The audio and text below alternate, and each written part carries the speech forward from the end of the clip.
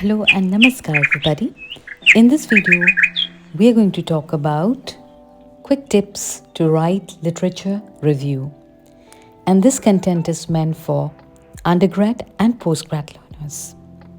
So, what is step number 1 to literature review writing? Then, the first and foremost is to read the text thoroughly, because without thorough reading of the text, you won't get a hint of what you're going to evaluate and assert in your writing. Step number 2 is you need to jot down the keywords, key points, key phrases that is most pertinent to your subject or topic of interest. So, step number 2, you require to highlight or underline with pencil, pen the important points, but I prefer that you better write it down. Step number 3, read other similar articles of the subject of interest, the topic that you're pursuing, what other authors are saying about that particular subject of interest. You have to go and search those particular resources where you will find discussions on the similar topic. So now step number 4, you have to organize your ideas connecting to what the author is trying to implicate and what other writers are trying to say. You have to compare and contrast what is the difference between the two and what are the similarities. So you have to organize your ideas accordingly. That's how you're proceeding towards step 5. And here you have to begin writing the literature review. You have to introduce the subject, the topic of interest, in the form of an introduction with respect to your reading of the concerned author. So there has to be a primary text, a primary author, a primary work. And in that respect, you have to prepare an introduction and write the literature review. Especially, you have to begin the literature review along with this step. In the next step, that is step number 6, how we are going to connect to step number 6 is to discuss. To discuss on the debates, the contestations.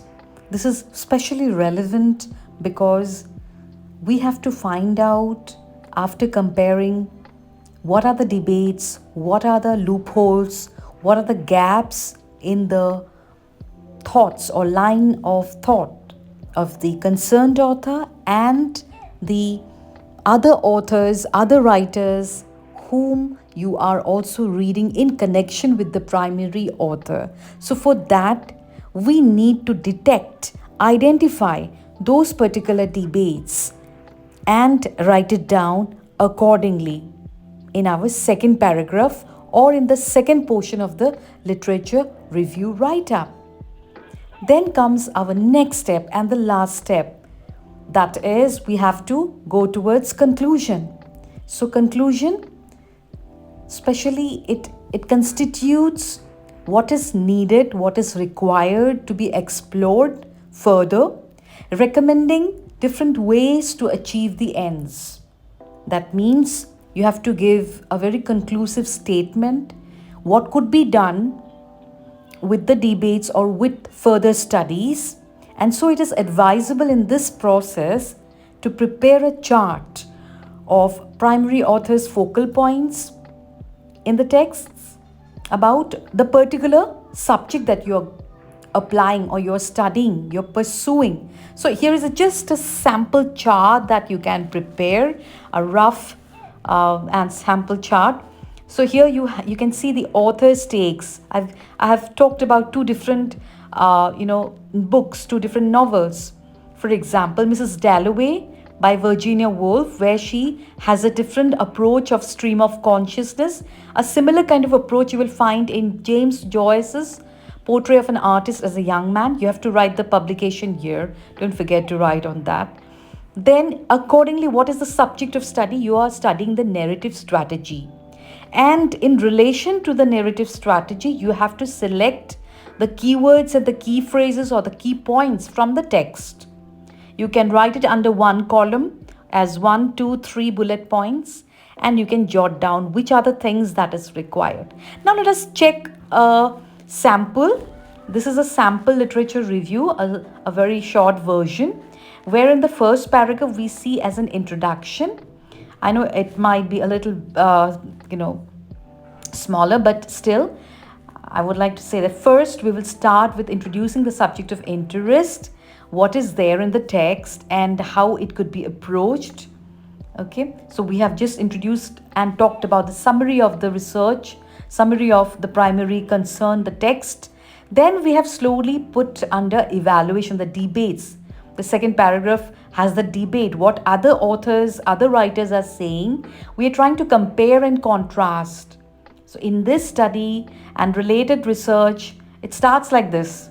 Okay, the individuals serving our university students who are collaborating with the community partners. So these are how we are comparing with what other authors are saying. You can see under brackets are the in citations. The citations are also given what materials or which are the sources that the materials have been opted with the publication year. Okay, the writers, other writers, surnames, and the publication year that is there, because these are the particular sites that we have, citing resources. These are the citing resources. Then finally we come with the conclusion, the third paragraph, integrating concepts and theories. So here this is comprised of a synthesis, analysis and the synthesis. The last sentence that you see is the synthesis, the conclusion statement. You're coming at a conclusion.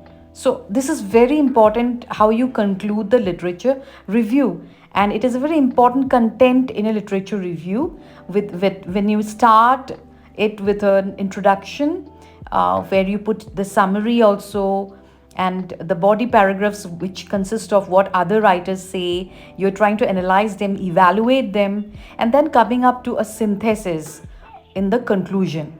So literature review can be short, it can be long, divided into different paragraphs. It can be also written under one particular paragraph, but you have to divide the sections. These are the sections. This is a rough format of writing a literature review. Hope you have gained some kind of at least knowledge about writing a literature review. I'm looking forward to interacting with you very often. You may also write, and you may mail me in the description box. My mail ID is given. So thank you so much for watching.